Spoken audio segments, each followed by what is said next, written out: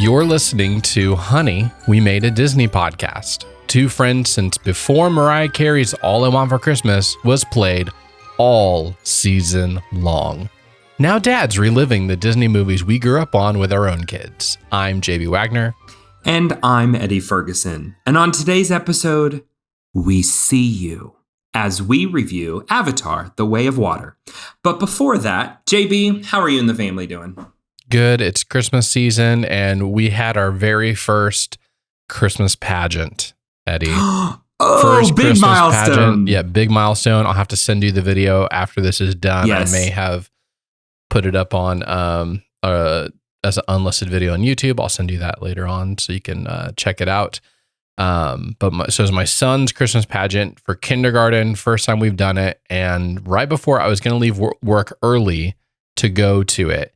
And I went up to one of my team members who has 4 kids, one of which is in college. So he's been through it all. And I was like, Benji, do I need to bring an actual video camera with me to this thing, or is my phone going to be enough? And he looked at me square in the eyes, and without hesitation, he said, JB, I have never regretted bringing an actual video camera with me to any of my kids' things. I have never regretted it, and you should. I was like, that's all I needed. That's what I needed to do. So I brought, you can't see it right here, but I brought. Let me guess. You ran out and you grabbed your grandpa's big VHS with the bright light on the front of it that Grandpa he would record at any and everything. I should have. But no, I grabbed my digital SLR camera, put on my mic, even had my monopod right there, ready to go. But I knew what was going to happen because this is a newer to me camera that I traded some editing for this camera. It's like a swap. And I only have one lens on it. It's 35 millimeter. And so it does fine for like closer up things, but it's not a zoom lens. So I had to shoot at 4K. My kids think 4K because I knew I was going to zoom in to where my son was in the back row. And this is the highest resolution Christmas pageant of all time. 100%. But I knew James Cameron would be proud of you. Oh yeah. Oh, he would be over the moon for this. But the whole time I'm like, I know what's going to happen right here. I'm going to film this. And the first thing I'm going to do when I leave is going to look up how much a zoom lens costs, a better zoom lens costs. Yeah. Just so I can have that for the next one. And of course, I've already got it on my gear list, already on Amazon, like ready. Like, okay, how am I going to save up the money to get it? Because I now need this lens. But the best part you've got 1 year. I got a year till the next one, but I'm sure there's going to be other things we're going to need this for. We need it. We need it, Eddie. But the best part of this whole pageant, I know most have been talking about me, but now my son, we've been listening to these 2 songs that his group was a part of, his class was a part of. One was Everybody, so it's just like a big group and he just has to know the song. But one of them was his class's one, and they had hand motion. So when we were doing the singing one, he was like, "Don't make me do this, whatever." But when it came to the one with hand motions, Eddie, he was so on point. Every last hand motion, this, ears. I'm so proud. I'm going to send you the video because it's so good. But there's a section where there's like jazz hands and he's just stoically hand out. But he knew every single one of them down to a T, where I was like, this is new. This is new information I didn't know about my son, that he could follow those directions really well. Like it was like no questions asked, hands going everywhere. First one to go down on his knees, it was fall on your knees. He was down there immediately. First one to pop back up, did all of it. It's precious. It's amazing. So I'm going to send that to you. I look forward to watching this. Yes, I'm quite proud. I'm a little shocked as well. It was just different. It's like, when your kids do something that you've never seen them do before. Yes. It just kind of takes you back for a second. I was like, oh, oh, you just did all that. And you're like looking at your wife going, where's this coming from? Have you seen this? Is this new? Did you know he could do this? Did you know this was possible? This is like brand new. Okay. Oh, I guess this is what we now know how to do this. Okay. It was special. So just wanted to share that a little bit with you. But enough about me. Eddie, I tasked you with an impossible task. Impossible. The impossible task was to come up with your top 5 favorite Christmas movies, not just what was on Disney Plus, which maybe that's where your head first went to. No, I said we need to do a top 5 list to get people this last week. This is the last week of Christmas. Make sure they've covered all their bases. Make sure they've seen all the right ones, and give them so this will come out on Wednesday. They'll still have Wednesday through Sunday to get it all in there, but I didn't want to leave people hanging. I do have to say, so I originally thought that we were just covering like Christmas material on Disney Plus. Mm-hmm. So I did have at least 2 things that are definitely not making this list, but I think like, hey, if you're looking for something, I just want to toss these out here. May I toss away? Yep.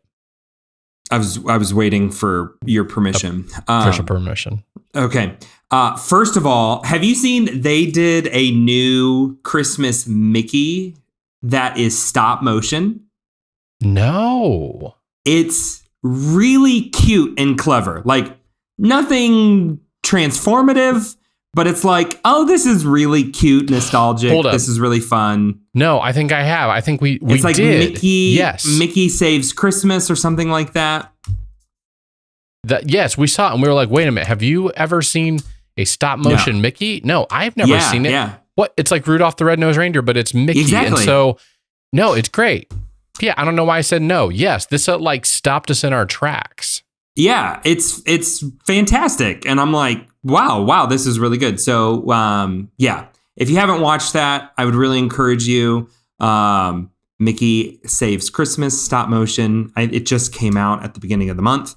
The other thing that I was going to mention started off, I would say, a little slow, but we really grew to love it. And it actually just was announced that Disney is renewing it for season 2.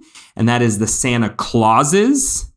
If you are a fan of the Santa Claus franchise, this is going to be right in your alley. Again, like nothing groundbreaking, transformative. But what we have found it to be really fun is like they, for the past 6 weeks, have been releasing a new episode every Wednesday. And it's just been like a really fun family thing to like watch an episode each week and like get excited for Christmas and everything. Plus, it's Tim Allen. It's like Tim Allen at his best. These like little quips off the side that are really witty and funny. We really enjoyed it. And apparently enough people did watch it and enjoy it that they went ahead and renewed it for season 2 already. So want to just throw those 2 things out there before we get going on our top 5 Christmas movies. I ranked these. Did you rank them? Yes, I did. All right. You want to start us off with number 5? Yes. So for number 5, I didn't so much choose this movie because it was my favorite, but because I had to choose one of these movies because I just love the story behind it the most. Like it's one of my favorite Christmas stories.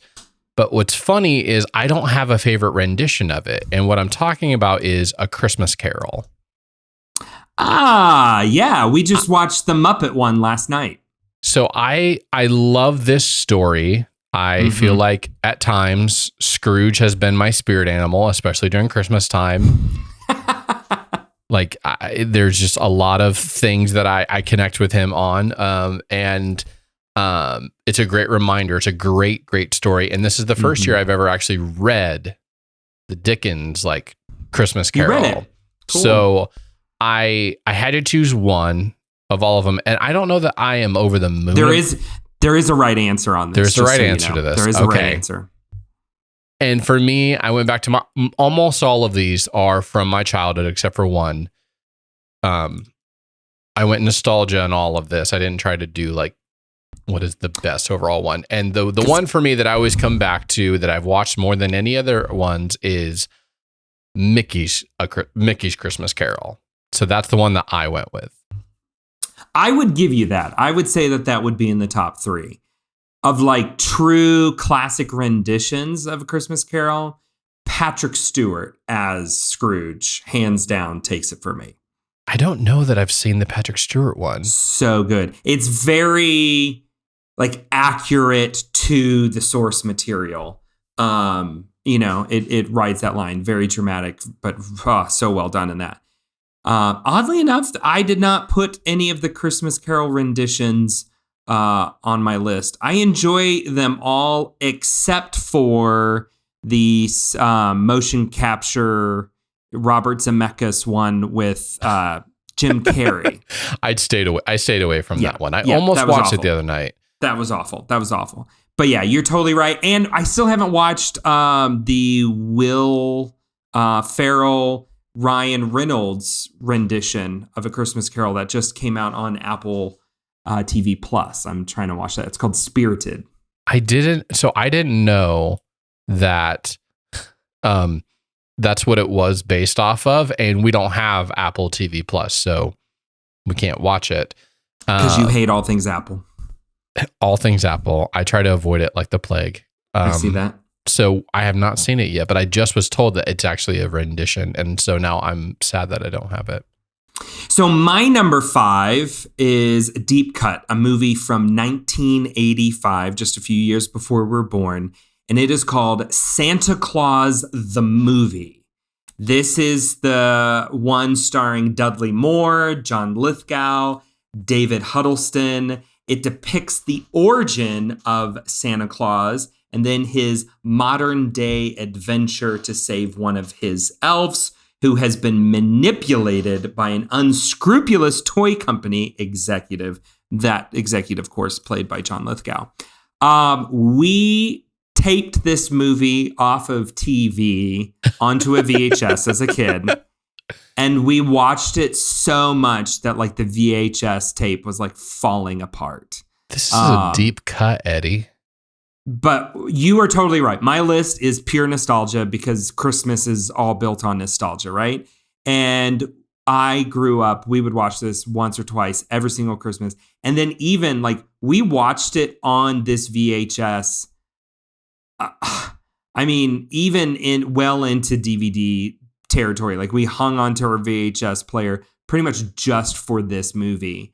And so it was always fun to like watch the commercial breaks from the late 80s and everything. And like my family was in St. Louis at the time, so everything was like nostalgia for St. Louis. So Santa Claus the Movie, I don't know if it's streaming anywhere. My mom has it on DVD, and that's how we watch it every year. So yes, that would be my number 5. Santa Claus the Movie. One, that's an epic title, especially for a movie that I've never seen. Santa Claus. It's movie. Fantastic. It is a great story. The opening where it depicts like the origin of Santa Claus it's really beautiful. It also just has a lot of fun, quirky 80-ness that is just delectable. That's amazing. That's a deep cut right off the top. Okay. You're welcome. I'm here. So my number 4, I expect this one to be a lot higher on your list, Eddie. And this was one that I did not choose for nostalgia because I forcibly tried to stop ever seeing this film until I got a lot older. And then I watched it and I was like, you know what? I've been missing out on this film my entire life. And I just rewatched it the other night when I couldn't sleep. I turned it on and it was great. It'd been a long time, even recently, since I had seen it. And I think it's going to be really high up on your list, Eddie. And it is A Wonderful Life. It's A Wonderful Life. It's not even on the list. What? It's not, Eddie, it didn't even make like the honorable mention list. As big of a Jimmy Stewart fan as you are, this doesn't make your list. I don't know why. So, I can tell you why. It's a great movie. I love it. I mean, yes, it's American classic. I think it was my mom who is easily the biggest Jimmy Stewart fan. Like we would watch Jimmy Stewart movies all the time. President of the fan club. But she doesn't like just like how sad and depressing the movie is. Yeah.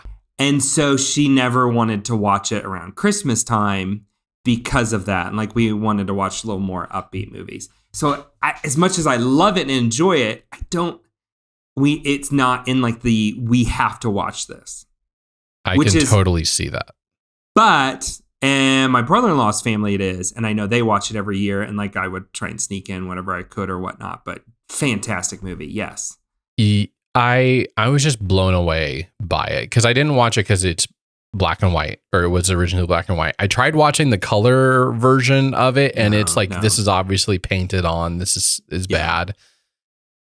It's just a fantastic story. Everything is earned. Everything is built up. This was I gave myself one choice for like storytelling and cinema, whatever you want. I'm using my hand motions right now for cinema. It's got to be one of the top couple of movies that just like story wise is so incredible. It's like, it's just a masterpiece on that. But you're right. It is not a feel good, happy experience for 90% of the movie. Unless you really want to go through the pain and suffering. So I wanted to have it on here. I put it in the 4 spot because there's just 3 other movies I would run to a lot faster than this movie. But I felt like it was weird not to include it on here. I think if we were making a list that was like, what are the best Christmas movies of all time? Like not our personal top 5 favorites, no nostalgia, that would definitely make the list. I don't know how it couldn't. Yep. But I'm shocked, Eddie. I'm a little, I don't know what to think right now. Well, I get it, but I'm a little disappointed in you. But it is whatever. One of those conundrums. We just watched it last Christmas, actually. My number 4, let's just swing to the totally opposite direction here. A movie that actually my mother hates, and anytime we turn on, she runs out of the room. And that is what is now a Christmas classic, Elf. That's hilarious. Why does she hate this movie so much? She hates this movie. She thinks it is the worst. And so anytime I'm like, we're watching Elf, she runs. Absolutely love this movie from top to bottom. I think it is the first glimpse that we got into Favreau's brilliance. Yeah. Like, oh, this guy's amazing. This is really good. You've got Zooey Deschanel in this, totally underrated. My wife's favorite actress right there. That's the reason she doesn't like this film. I don't know. It's just, it tugs on a lot of nostalgia with the stop motion and everything that it plays with at the beginning. Oh, that just kind of the overall play on that. Ed Asner as Santa Claus, like, come on. Will Ferrell, like, just at his Will Ferrellness, like, we just let him be what we all love him to be, and just nails it. So it is a every year watch for me now. Absolutely love Elf. So we can keep talking about it because Elf is my number 3 on this list. Can you imagine somebody else doing this role? No, it doesn't work without it. Like, I'm thinking if they were to remake this now, because it has been about almost 20 years now since it came out. Like, if they were going to redo this, like turn it into like a show or something like that, which is what they do with everything now, take a classic film and like turn it into a show. I'm trying to think like who they would choose for it. I don't even think they would go this route. I think they would go like the annoying route, like the guy from Parks and Rec that like talks too loud, and like I just can't imagine anybody. He was so perfect for this character and for this role, and so much heart and warmth and love, and still so annoying. Right, because it doesn't. It's his performance is so sincere, and that's what sells it. Santa, I know him. world's best cup of coffee. Like there's just so many great lines in it. And it's over the top without feeling over the top. Like it's not cheesy, campy over the top. It's just like, okay, this is a lot, but it's just enough. It's astounding that a movie, like, because there's no other real Christmas classics before the 90s, really. Like that's like the last kind of cut off. Even yours, like you would say since the 90s. Yeah, because I mean, there's some. So this came out in 2003. So yeah, so next it's early year, 2000. It's going to be 20 years. And we haven't had any movies since then. But I've got some other ones on here that or one other one on here that's from that time, and some of my honorable mentioned is the 80s. Like something about right after the 90s, we stopped. Like I don't know if we stopped making good ones or what. But this is the only one. This is the only more closer to modern day that I have, at least on my list. Yeah, I only have one other movie, and it's on my honorable mentions that was made in the new millennium. It's interesting. And my guess is ours is the same one. Probably. I'm guessing so. Yeah, so number three, mine was Elf was my number 3, and it was your number 4. It was my number 4. My number 3 is a tie because there's sequels. So I'm going to just like lump them together. Okay. And we actually just finished this. It's Home Alone and Home Alone 2 Lost in New York. Home Alone 1 and 2.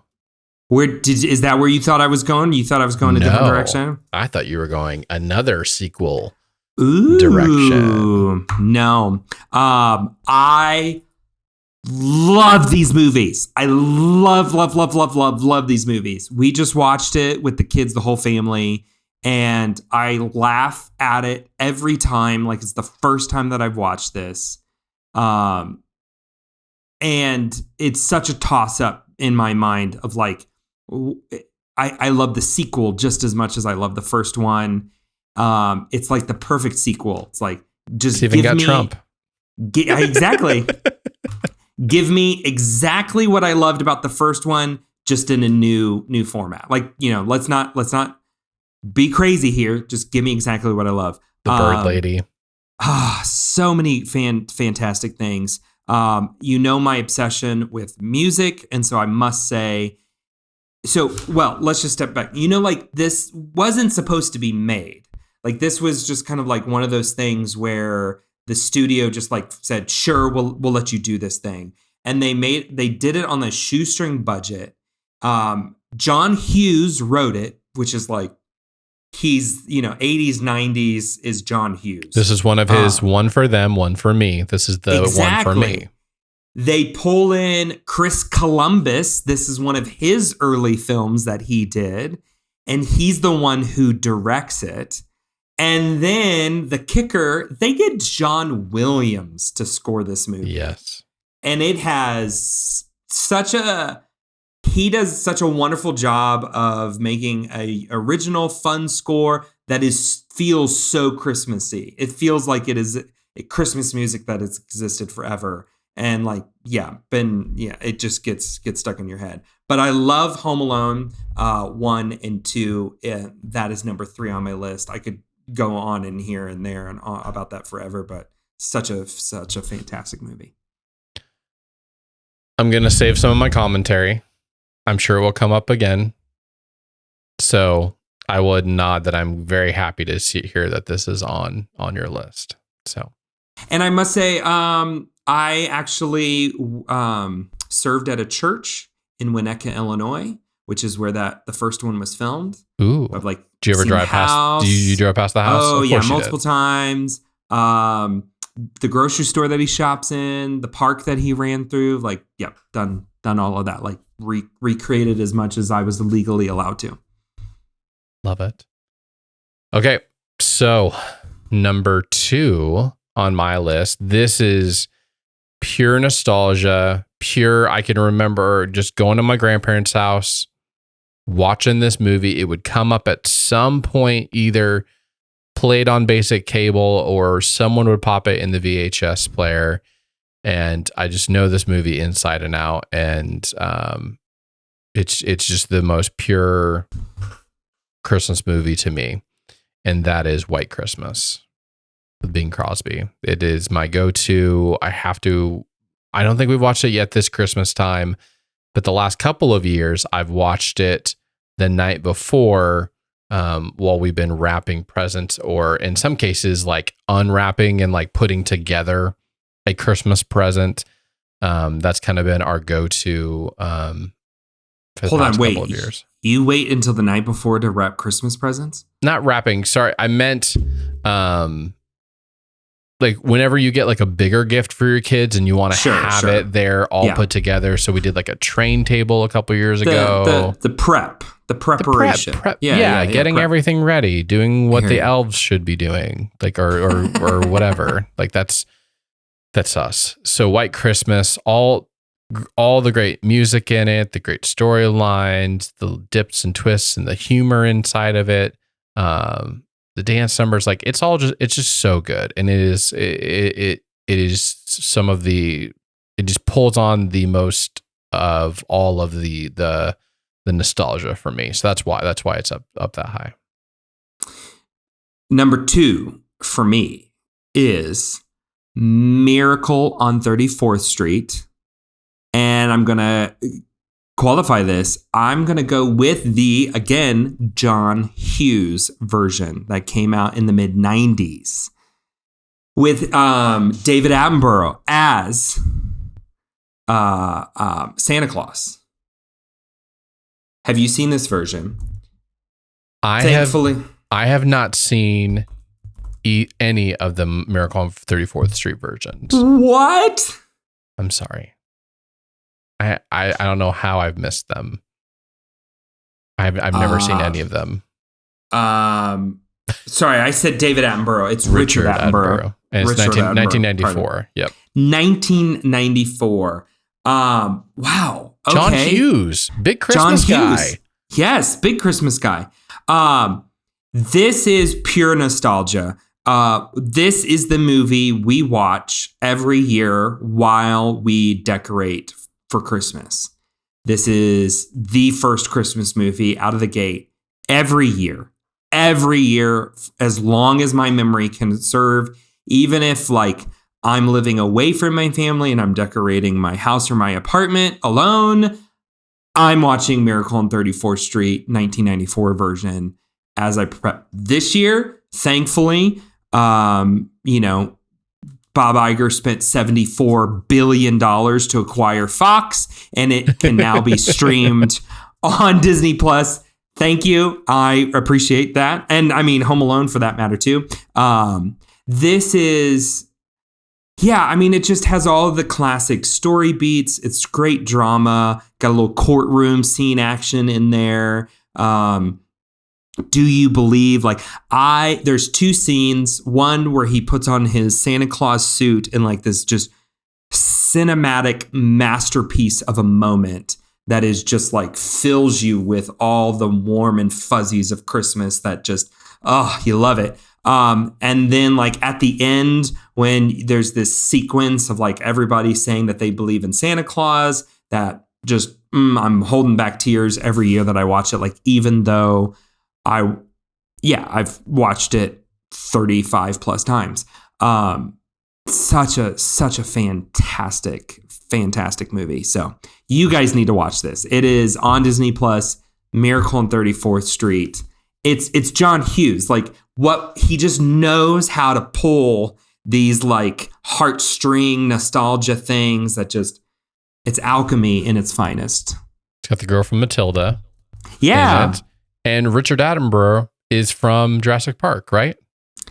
Yes, and many, many other things, of course. But like what we love him in Jurassic Park, where he just has these moments where he delivers a line so dramatically, where you're like, if any other actor would have done that, like "Welcome to Jurassic Park," you'd be like, okay, buddy, like that's a little too much. But like, he just has a gravitas to these things.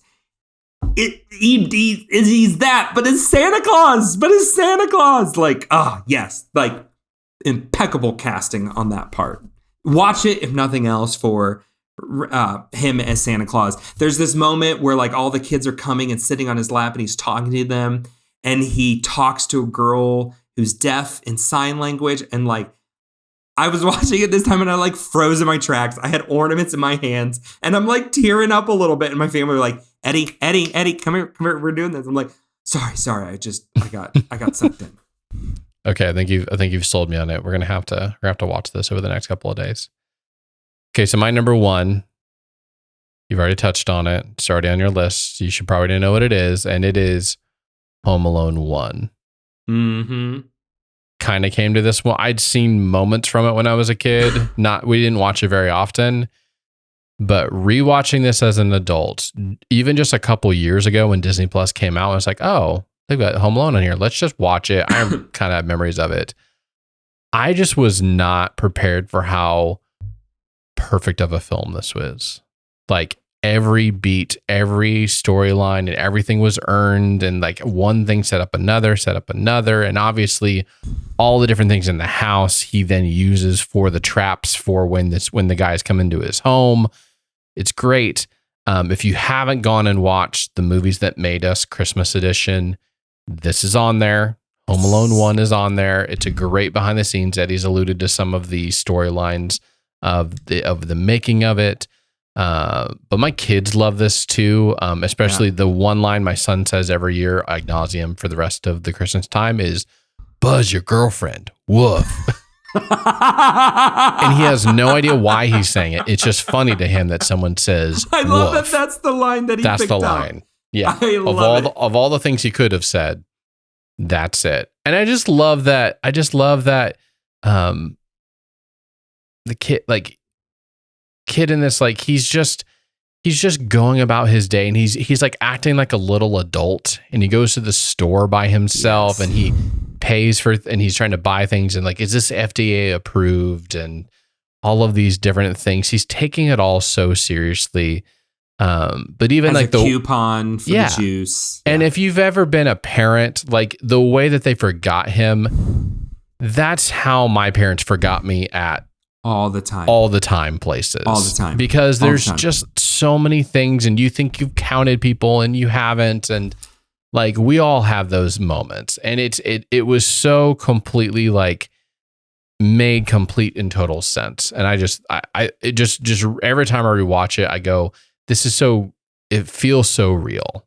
Like this, it's got such an element of realism to it, even though it's still crazy. These guys trying to break in and stealing this kid, like outdoing them. Like it's just one of those movies. Like, this is a great film. Like even if we were doing a best Christmas movies, this would still be on my list. Agreed. So it's paced so well. That was, I mean, like I said, we just finished watching this like minutes ago.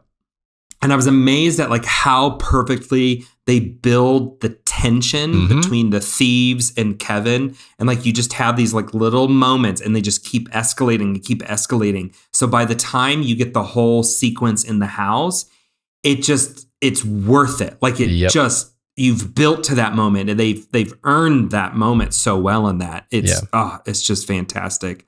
The other piece I just want to say real quick, the only sad thing now is last year, Disney Plus came out with a sequel movie, like the fifth one, whatever, in the series. It's kind of its own standalone film. It's only vaguely attached to it. It was so bad that, and that doll that's in the movie is so freaky looking with the upside down head that now my son gets confused with him, and every time we go, hey, let's watch Home Alone, he goes, no, Dad, we can't watch the doll movie. I cannot watch the doll. Like, he gets like legitimately freaked out, anxious, and I have to convince him, no, it's not the doll movie. We're never going to watch that movie ever again. I have not even touched it. It is so bad. It's so weird, and it's just you'll just hate everybody in the film. So just stay away. But that's the only sad thing, is that sentiment of just being afraid of that other movie makes him not want to watch the old one, the classic one sometimes, with the coerce him, and then he's okay. Oh, this is Buzz your girlfriend, woof. Okay, there we go. Good choice for number one. We could do a whole podcast episode just on Home Alone.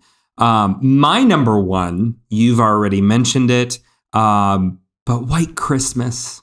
I don't think you get more of a classic, straight down the line, perfect Christmas movie than White Christmas.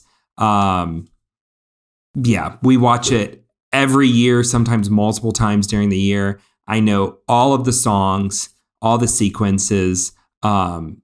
This is just perfect Christmas movie. It's not where I have to give kind of an honorable mention to Holiday Inn, which is the original Bing Crosby movie where White Christmas appeared for the first time and became such a hit that Irving Berlin decided to go on and they did the White Christmas movie. But White Christmas as a movie with Rosemary Clooney and Danny Kaye, it's just like, it's just perfect all the way through. And like, we just like sit all cozied up and enjoy that movie every year. It's just, it's number one for me for so many nostalgia reasons. Do you have some honorable mentions? Yep. So for sure, had to put in here Rudolph the Red-Nosed Reindeer. I think we bought that last year maybe, and so now we can actually just watch it whenever we want to, but that was one that we watched a ton growing up, and that was 100% taped on VHS off of broadcast television. Ripped it, the old ripped version of it. And then secondly, Die Hard. Had to mention Die Hard on here. I just haven't watched it enough for it to be like classic enough for me. I know that other people, like, shout out to Schultz, who it probably is his favorite Christmas movie because he's a big Die Hard fan. But I just want to put that on here. I almost rented it the other night, but then it's Jake Peralta's favorite as well. It is also Jake Peralta's favorite. Yes.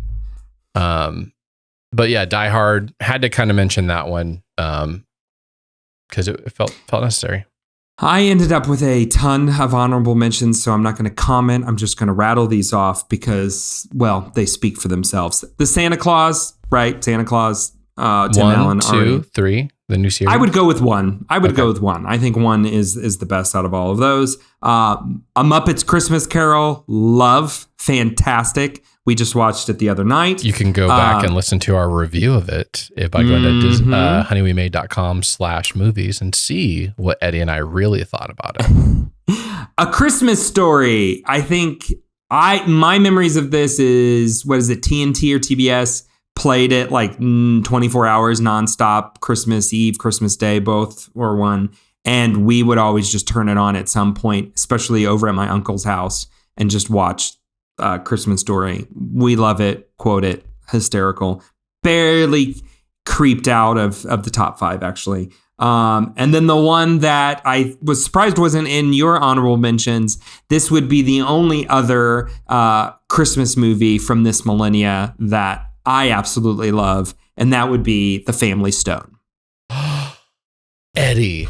How did you forget The Family Stone? How did I forget this film? I don't know. I'm nervous for where you are in a mental state because you forgot this. Oh, I'm like, maybe I need to talk to your wife, make sure you're doing okay. This is really concerning that you forgot The Family Stone. I have to have that in the top 5. Oh, you would put it up top 5, yeah. I would 100% kick out. If I hadn't, I think I probably would have kicked out It's a Wonderful Life just because I just rewatched it for the first time in a long, long time. I'd have been like, oh, not as much nostalgia. But man, that was, Eddie, I want to say this very clearly.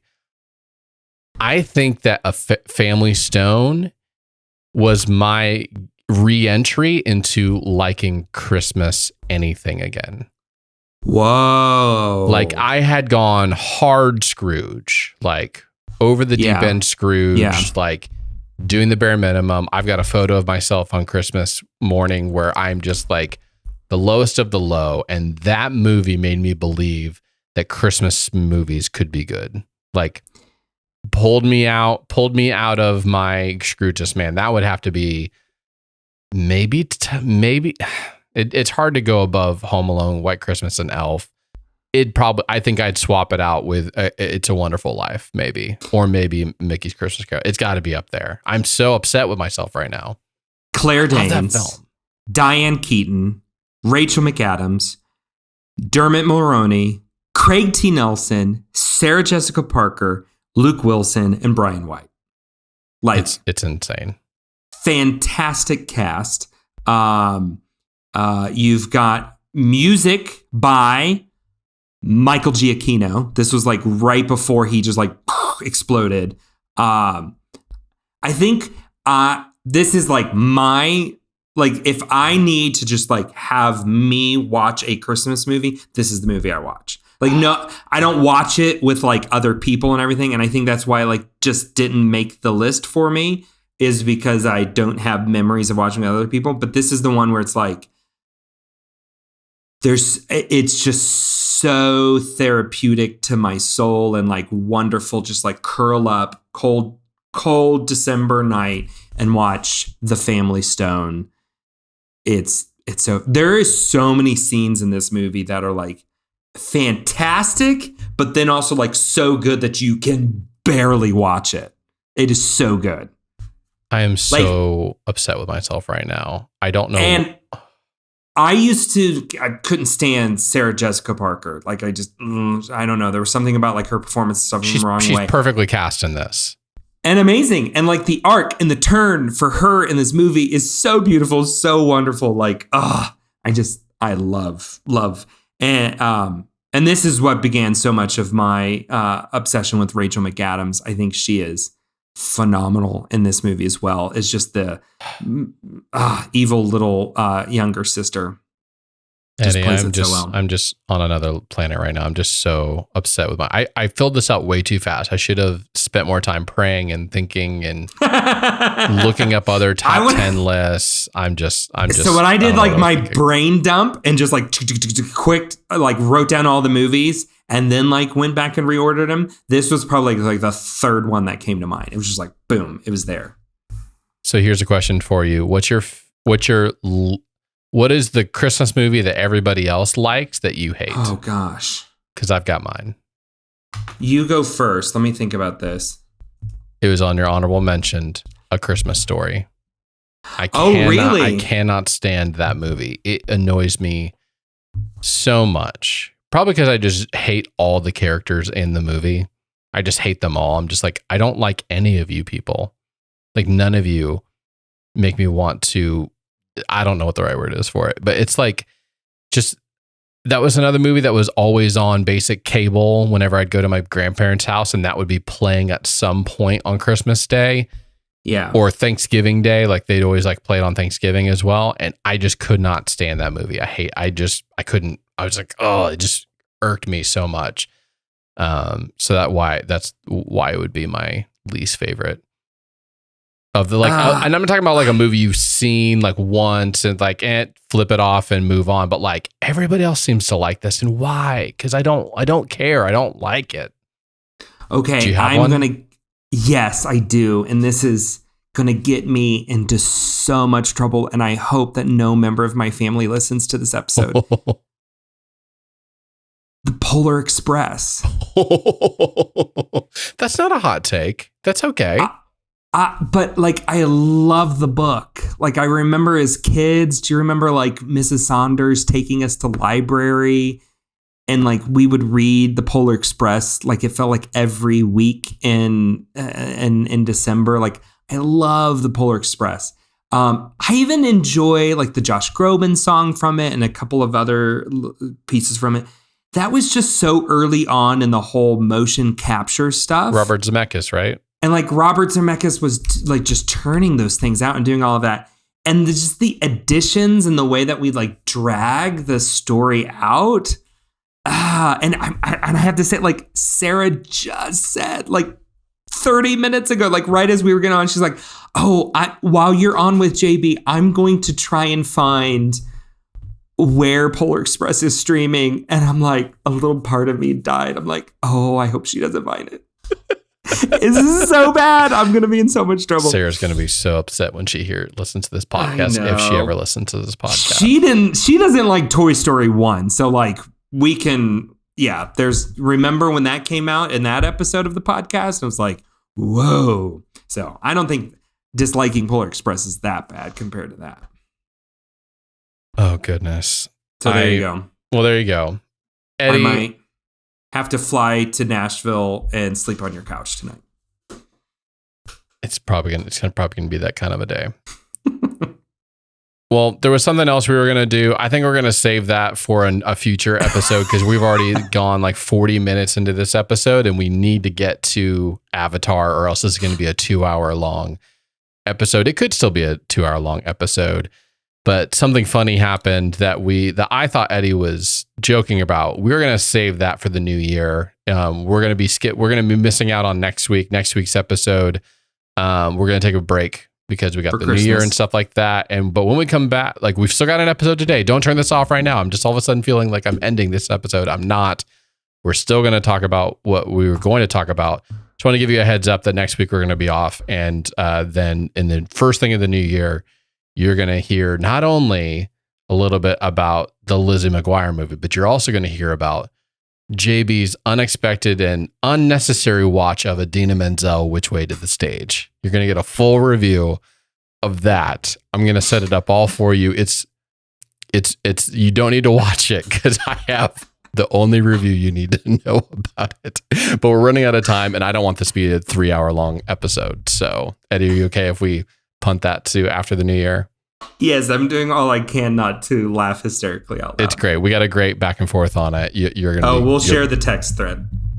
But anyways, so today, what you're really here for, it's our break from our movies. This new thing, it just came out. We had to talk about it. We had to talk about all the big. Everybody's talking about it. The big major Disney adjacent releases, all the releases. So what we're talking about today is going to be Avatar: The Way of Water. Cue the Disney sound effect.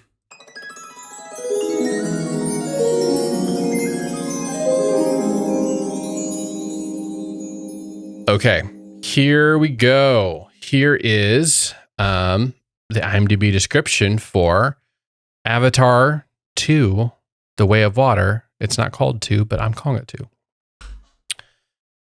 Jake Sully lives with his newfound family, formed on the extrasolar moon. What is happening here? I'm already lost. Jake Sully. Way too long. Jake Sully lives with his newfound family, formed on the extrasolar moon Pandora. Once a familiar threat returns to finish what was previously started, Jake must work with Natiri and the army of the Na'vi race to protect. This is so bad. This is like, we should have been keeping track of the worst ones, and this is it. There's 2 sentences. They're rehashing things from the previous one. We already know they're on Pandora. Like, the newfound family, he made his they made a family. They didn't find a family. And this is once finish what was previously returns to. This is bad. This is like one of the worst ones. I'm really upset with you, James Cameron or Disney or whoever, Fox Century, whatever. It's bad. Yeah, I hopped on IMDb really quick just to okay, maybe JB just copy and paste. Maybe I did it wrong. Yeah. Something wrong. You did not. Did you have to click the button where you have to click to see more? No. Because that's what I had to do on my phone. And then I had to jump over to a computer to actually copy it because it wouldn't let me copy it. It was just all around bad. Let me just give the description they should have given. The sequel to Avatar, the highest grossing film of all time, period. Did you need to say anything else?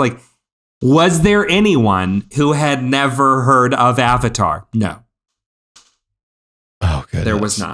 There was not.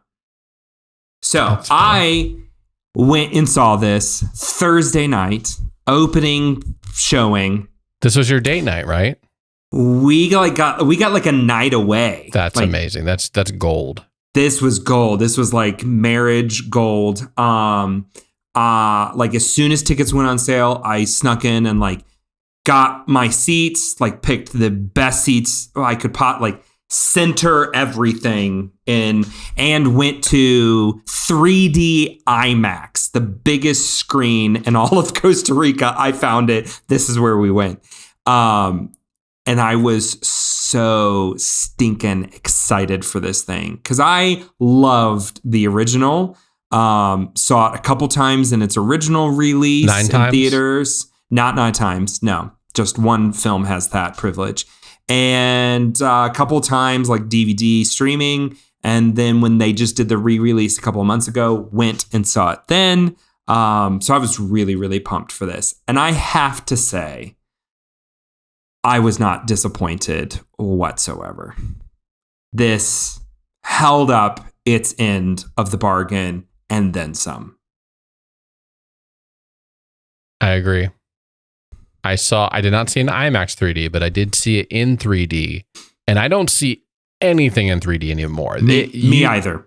I don't care if you made it or whatever, but this was the one where I was just like, if there's going to be one I'm going to see in 3D, this is like the only one that is really, really worth it.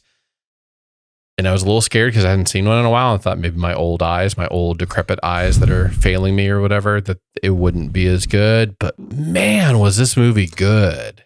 This was experiential on every level. Like everything underwater was majestic and beautiful. Unlike Wakanda Forever, that we kind of bemoaned anything that they did underwater because it was dark and moody and you couldn't see anything.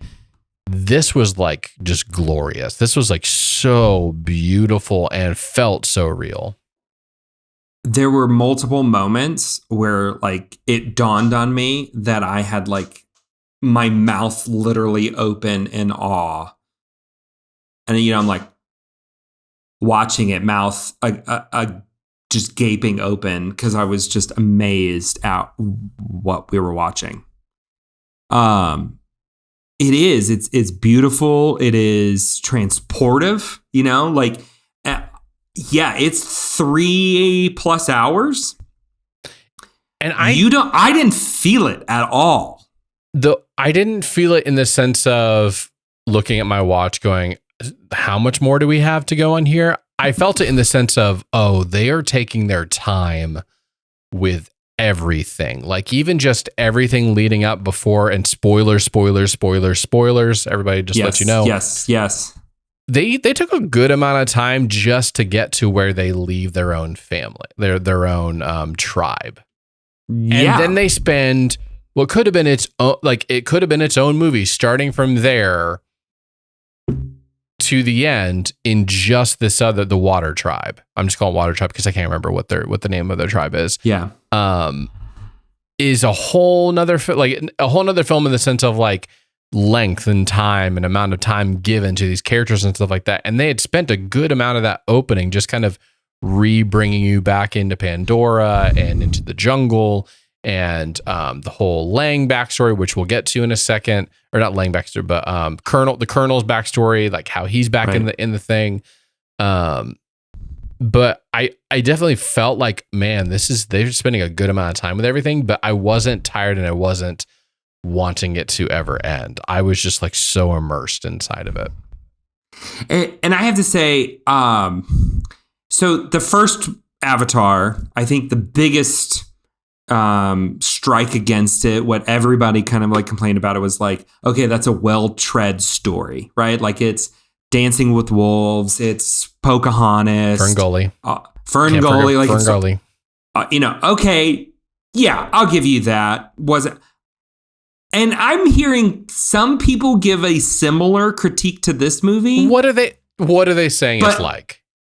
No, they're not comparing it to other things. They're just like, these aren't original story beats. This is we've seen this story before and other things. Where? And because I was trying to rack my brain like what, because I was thinking the same thing. Like, is this kind of trying to do the same thing the first one did? And it just wasn't as obvious. I don't know what those people are smoking, because I loved the story. I think for me that was the progression. Like, yes, the visuals, all of that, it's going to be amazing. That's what everybody talks about when they talk about these movies, how amazing the visuals are and everything.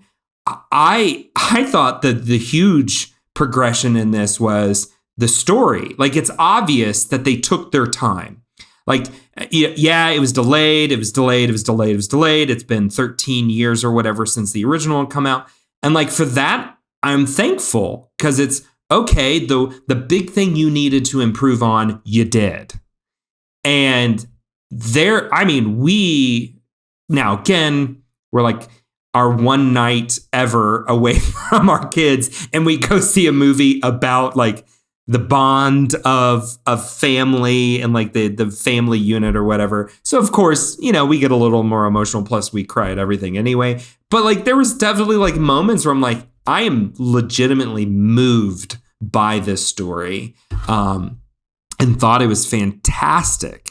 It was a big decision to spend the majority of the time with the kids, with their kids, their children, and not as much time with Jake and Natiri. That was a big decision, even though the big like reveal that you didn't know was coming was the fact that the Colonel is back.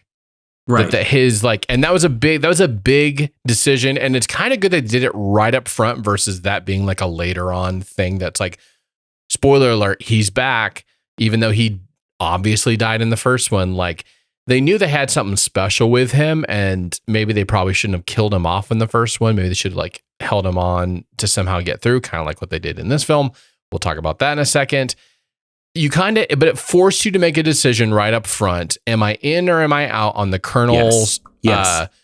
They brought his memories and his personality and everything like that and put it into an avatar body full time. Like that was a big decision, and you kind of had to choose in that moment. Am I in on this or am I not? And if I was at home, and I think there'll be a lot of people that if they don't see this in theater and spend the money to see it in a great experience, they're going to watch it at home and go, I don't want this, and then be out. But if you choose to go ahead and buy in there, then you're good. I think you can kind of forget how they got there and just go, okay, I'm just going to push straight through, and he's back and he's the bad guy again, because he does play a great bad guy. Lang, the actor Lang, plays a great bad guy. I mean, from the original, his little speech, "You're not in Kansas anymore," the way he says Pandora, like I can't even say, like he's just got a tone to his voice there. They knew that was like cinematic history already. And they have this beautiful kind of montage of repeating it in this film. For me, the moment that I agree with you, like when they start explaining all that, I'm getting a little skeptical. Like, I'm like, what? I don't know. I'm like, okay, I'll go with you. Then when he finds the dead body of the Colonel and then like rewatches it, and like that whole little moment and sequence and all of that, sold. Like the performance, the way that just like laid itself out, so fantastic. And gives you the stakes for him as the villain. Like you get more like why he kind of goes a little more crazy in his search for Jake and his family and all of those things. That was just so well done. I know you're all asking the same question. Why so blue? That was a good line. The other line that he had was like, it's campy, but it's also perfect for what he does. Is a Marine can't be defeated. You can kill us, but we'll just regroup in hell. Which is like, okay, that was way unnecessary and exactly on point for what he was. For sure. What did you think of? I don't know whether to go to this yet. Yeah, let's just go for it. So Spider is his son in this movie. They didn't really say who his mom was. Really, I forget who his mom was. Did I miss out on it? You're kind of backing away from your microphone. I don't know. He was a fun character of just like kind of being reminded of the human side of it. So you're not just with the Na'vi. He's kind of annoying at times. I can't really tell why he's being so helpful to the Colonel and his group. What did you think of the Spider? The kid named Spider. There was definitely some moments where you're kind of like, okay, what's going on there? Especially totally early get his on. motivation all the time. Like, why is he helping? But then he's not. Then he's. Well, I think what happened was, so in the opening sequence, when you're like being introduced to all the kids, that's when they introduce him. And you're already like 3 deep hearing this, then hearing that. The daughter, who has an interesting origin. Yeah, that's a whole. Your brain is still kind of going, what? Like, hold on now. And so there's an element where like I didn't fully grasp and grab everything about like that didn't set up his character well for me. Like it just that wasn't paced well for me. So yeah, it took me a while to warm up to him. And I would say like by the end, I really grew to love and appreciate his character, especially, again, spoilers. The moment like he does choose to save the Colonel is so intriguing to me, especially that he saves him, but then doesn't want anything to do with him. Like, it's just kind of like, okay, I did my good deed. Like, I realized you weren't dead and I saved you. But I still don't want anything to do with you. And if I can escape, I will. That was really interesting to me. It was interesting. It was complex. It was like, you're doing something that I'm just like telling you, please don't do this. Please. Right. Like, I know that he kind of saved you, but please don't. And don't save this is good. Oh no, you're doing it. You're doing it. It was so frustrating to watch him do it, but also kind of get it. So his character wasn't like the strongest to me. It was kind of frustrating that he was helping them, even though he said he didn't want to help them, but I guess he didn't have much of a choice.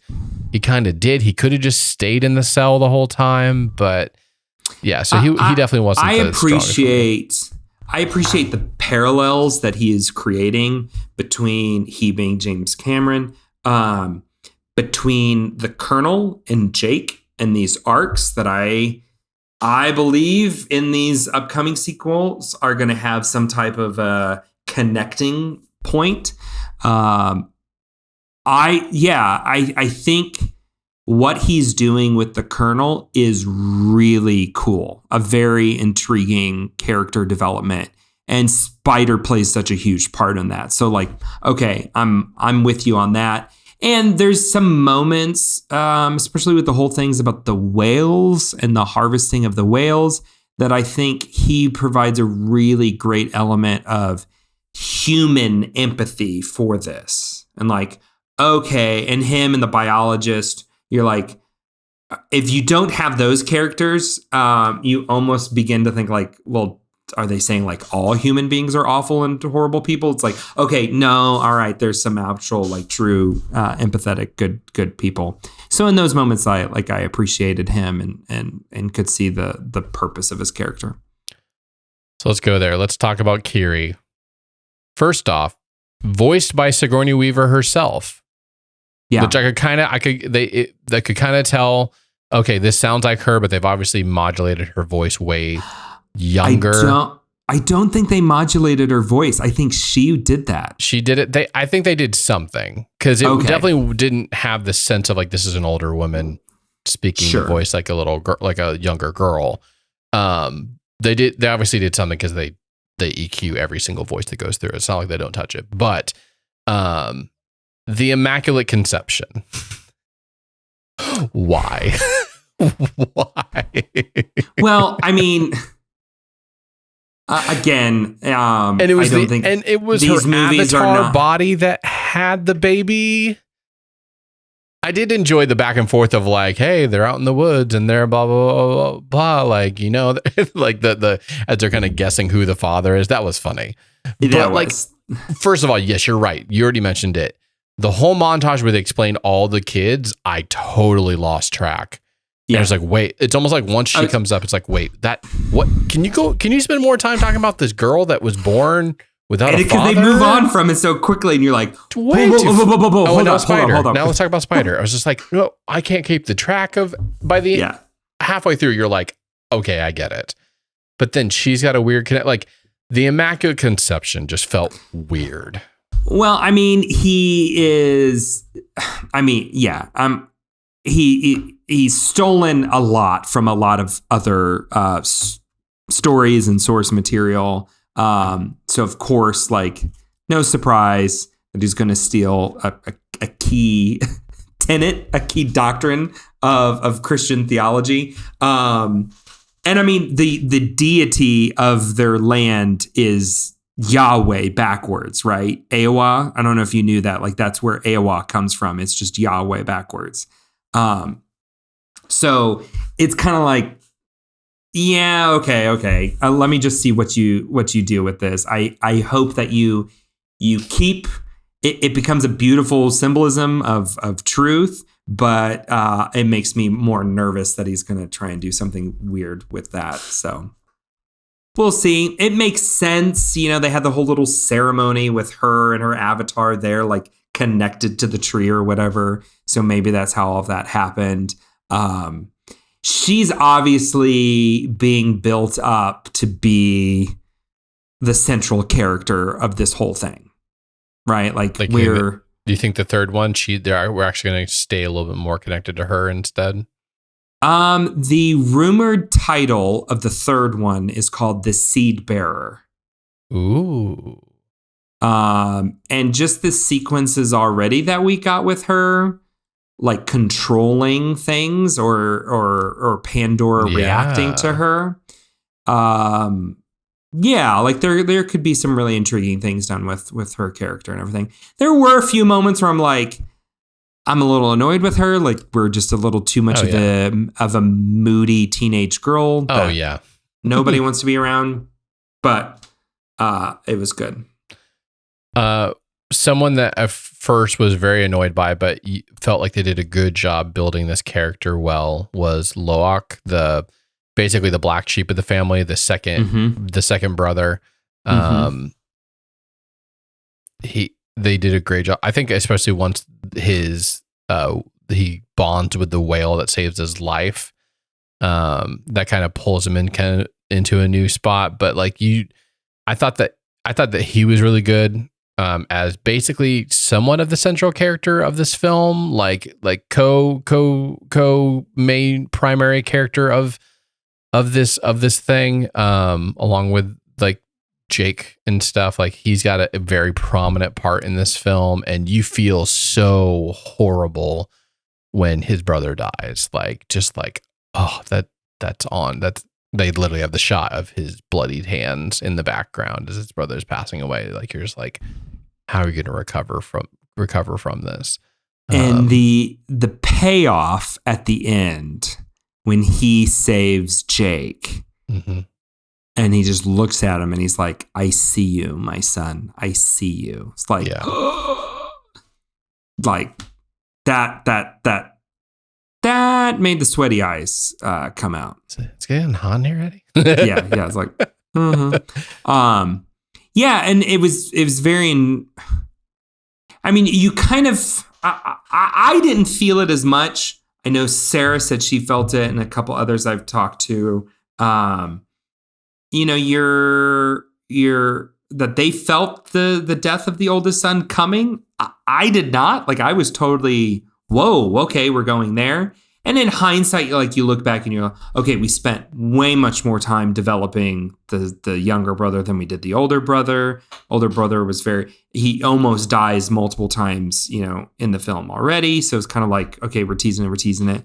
But the younger brother, especially all of the stuff with almost being eaten by the shark creature, then being saved by the whale creature, and then the bond with the whale creature was really cool. You know, it's just a really fun, almost teenage coming of age, you know, sequence or moments there. And that's what's crazy about this. That's why this movie was over 3 hours long, was because you had a full narrative arc for Loak.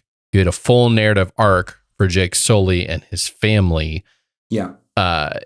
You had a full arc for the Colonel. Like, they just gave so much time for each of these people in here, that's why it kind of necessitated this length of movie. You could have made any one of these storylines like a movie much smaller part of it, and they could have spent the majority of the time with Jake.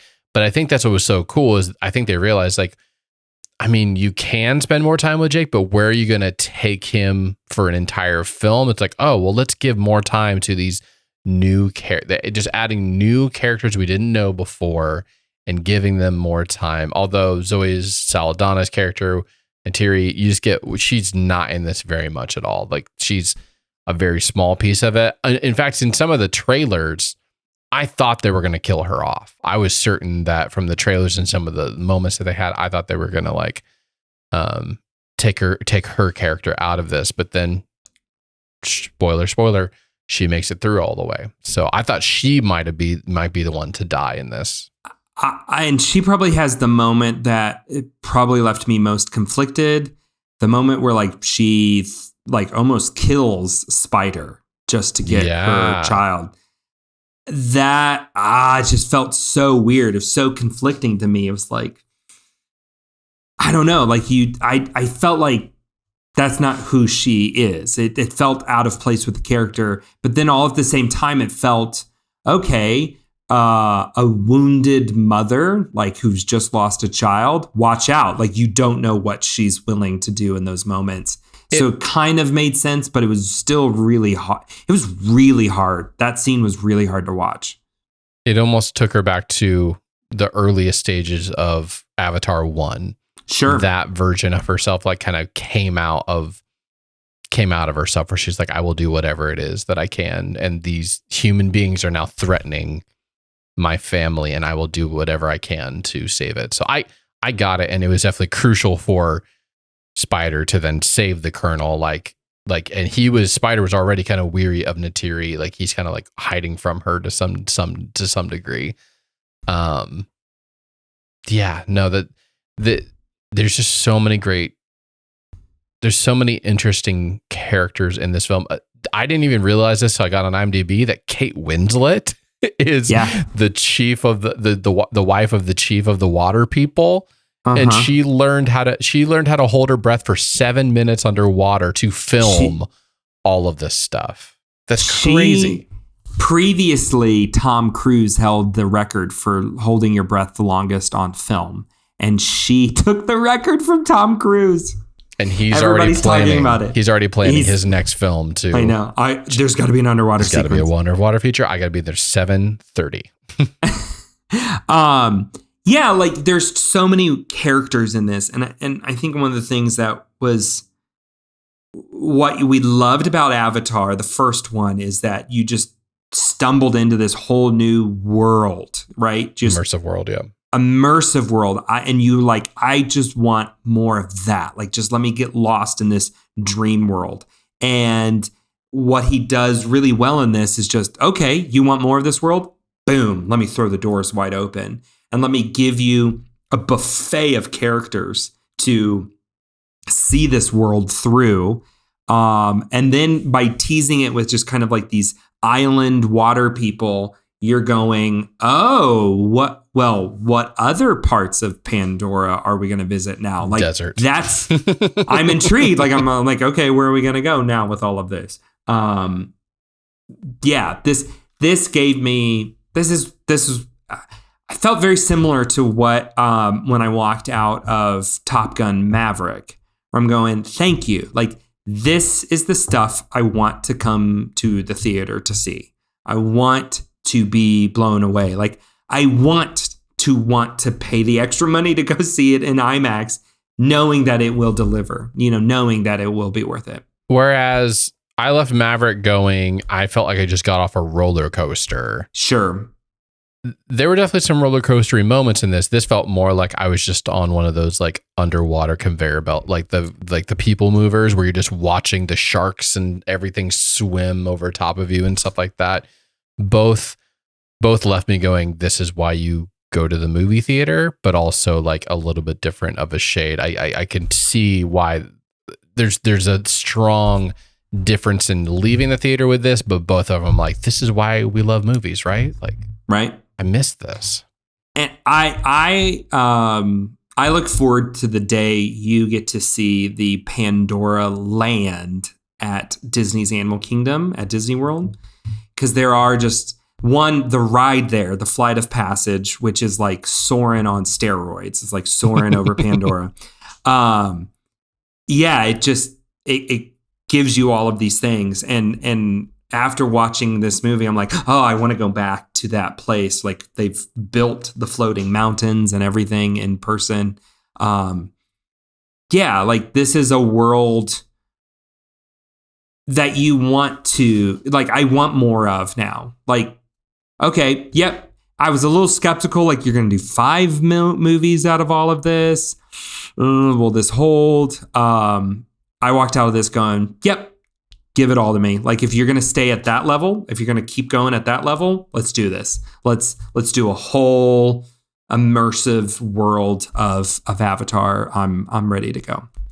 But they said it has to be the second or third highest grossing film of all time to be able to sustain, because it is the most expensive movie ever made. This movie is the most expensive movie ever made. Wow, that's crazy. I didn't know that. Is it just because because this was initially supposed to come out $460 million to make this movie?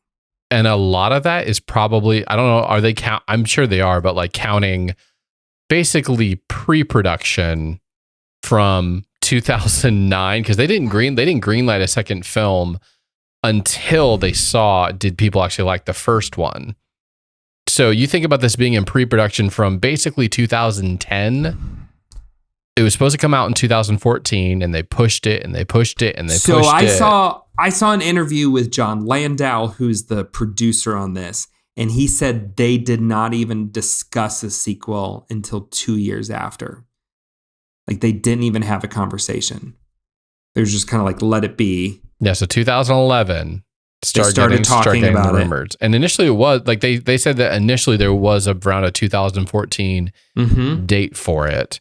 And then it just kept pushing, and then 2019 and then 2020 and the pandemic. And James Cameron said, I didn't want to embark on the sequel until I knew exactly what it was that audiences latched onto so much in the first. And so he hired a full writer's room to like go back and do like an autopsy on the original. Interesting. And crack it and go, okay, what really was the piece that resonated? And one of the things that they said was Avatar allows you to dream with your eyes open. It's a good line, Eddie. Isn't it a great line? And so the film, like everything like really kicked off in 2017. They worked on this movie for 5 years, but they also have all of 3 fully shot. It's in post-production right now.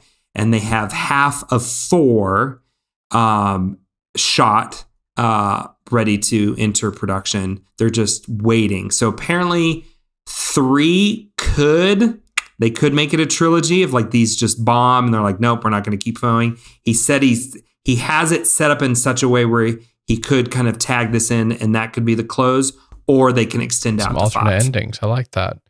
Avatar 3 is set to come out December 20th, 2024, so 2 years from now. And Avatar 4, same time frame, December of 2026 is the current release dates that are out there. The original film, like we've said, it's the highest grossing film of all time, and that's partially due to staying in theaters for basically a year after it came out. Subsequent re-releases over and over again. They just brought it back recently. Opening weekend of in 2009, it made $77 million. 80% of that was from 3D audiences. That was the big 3D craze when it came out. Way of Water, it actually underperformed what they were expecting. It still made $134 million domestic. They were hoping around 175, but they're like, we're going to make up a lot of difference over just buzz growing for it. But it made $434 million worldwide in its opening weekend. 134 million, just to give you context, it still domestically is only the 5th highest grossing film of the year, just opening box office weekend. It's the same as Batman, but I don't know if it's going to get to the #1 film of all time, but after seeing it and just word of mouth, like I've been telling people, it's been fantastic. I think it's going to definitely do really well and still grow and grow and grow. It'll be interesting to see if it can. I'm guessing it'll get over $1 billion, which would put it in about the same range as Top Gun Maverick and Doctor Strange was about 900 million. It'll be really interesting to see if it'll reach $1 billion and go. Please let it beat Doctor Strange. Please. Please. For all that's good and holy in this world. Yeah, I think this will have a long run. We have Ant-Man coming out in February, right? Like, is that the next? Pull up your magic Excel spreadsheet, JB. You know I have it. Ant-Man is definitely the next big film that's coming out. Excuse me. It's Ant-Man, and then we don't have anything till March, really. Shazam 2 comes out then. The Mario film in April, which is big in our household, and then Guardians in May 6th. Like, it's got time to make up its movie money before we get to May, where inevitably it goes Guardians and Fast 10 and Little Mermaid and Spider-Man and Transformers and stuff. This movie got the coveted release in the Chinese market, which is really hard for Western films to get. 50 million alone in China, which is nuts. Yeah, so I think this will have long legs. I think this will have really long legs internationally. This is a movie that plays really well to international markets. So even if it doesn't do as amazing domestically, I think over the long run, you're just going to see this is going to rake in some cash. I hope it does, because I genuinely want to see more Avatar movies. So do I. If they stay at this level, let alone, even more so, give them to me. I'm all in now. Couple random notes in here. One, I just want to say, loved seeing Jermaine Clement in there as Dr. Garvin, the whale, the guy who knows all about them. It's kind of a weird Marine character, biologist. and he wasn't really funny, so that made me a little sad, because Jermaine Clement is one of the funniest people in ever. all of movies. Love them. So it was a little weird. I was like, oh, Jermaine. It was like, oh, he's not doing Jermaine things. That was sad. But the way that he delivers that character, like, makes those sequences even more heartbreaking. Yeah. He's kind of a conflicting character, because he's like there and he's getting research done. They kind of allude like, oh, this is how we're paying for your research anyways. He's like, oh yeah, that's right. But it was cool seeing him, but even though he's kind of a weird character. But here I got 2 questions for you. One, what was your favorite new character? So we'll start there. Not new character, new creature. Your favorite new creature. Oh, I really liked the I really liked the little, like, what I would say the Pandoran dolphins. I can't remember what the name of it was. Yeah. But how they learn how to ride on those and everything. I thought those were really cool. I thought it was amazing, the long beaked, like with the long snout with like the teeth that were also flying and underwater. That was a great.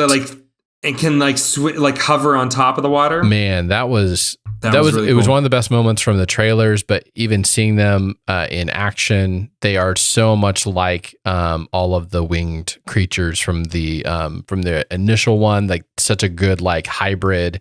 Also love just like the little nuances of the bigger webbed hands and the tail, and even just the slight discoloration between the different tribes, or it's like the darker blue for Natiri's tribe, and then the water tribe, it's like more this like tealish color. I enjoyed like the little aquamarine. Yes. So that was one of my first questions. And the second question is, will this win any Oscars this year? And even get nominated? I think it's gonna clean up all of the technical categories, but I don't think it will. I don't think it'll get like Best Picture. Cameron may get a Best Director nomination. Did Avatar? What did Avatar get that year? No, Avatar swept all of the technical categories. It was nominated for Best Picture, and he was nominated for Best Director. Was that the one where he lost out to his wife in the Hurt Locker? Yeah, he lost out to his ex-wife in the Hurt Locker. So yeah, I think there's enough other like really like classic Oscar films coming out this year that I don't think it's not going to get it. I mean, one of those being Spielberg's The Fableman, which I'm really excited to see. I haven't seen it yet. It's I don't know when it'll get a wide release. So yeah, I doubt it. I wonder if we're gonna get a kind of a similar. Let me predict this now. It'll be like 5 years till it happens, longer. But it's gonna be like Lord of the Rings and Peter Jackson. They're gonna wait until like the very last one and almost like honor it on behalf of all of those.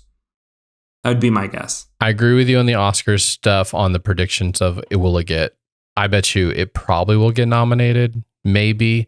I just don't know that they care to do that kind of a thing anymore, to like honor a series of films. I think that they're going to be like, big ticket blockbuster. We don't care. Give us our weird avant-garde. Well, this is why nobody watches the Oscars anymore, because they're nominating movies that nobody actually goes and watch. Like the average audience goer doesn't see these movies. Yeah, that's what I agree. Any last words, Eddie? Did you have to say? How did they ever find out that whale hormone in its brain extends human life? Like that's the element where I'm like, wait, hold on.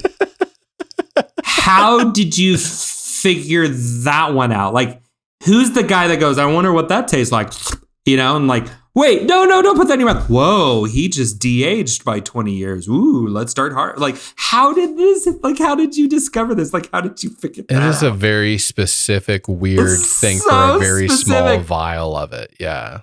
And like the process of extracting it and everything, I'm sitting there going. They got very specific about the whaling in Pandora. And you're going, stuff. How did you figure this out the first time? That's what I want to know. Who drank this? Yeah.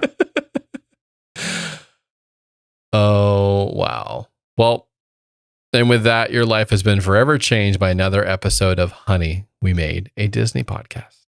And be sure to subscribe wherever you listen to your other favorite podcast. And while you're there, give us a 5-star review and share it with your best friend. You can also check us out at honeywemade.com, where you can see our full movie list as we continue to go through all of the Disney movies from 1988 to 2005. And after a week off for the holidays, we will be back to our normally scheduled program, as we are going to review the hotly requested, really a lot of people dying for a review about this one. JB's favorite. My favorite, which is the Lizzie McGuire movie. Thank you for listening, and remember, wherever we go, this family is our fortress.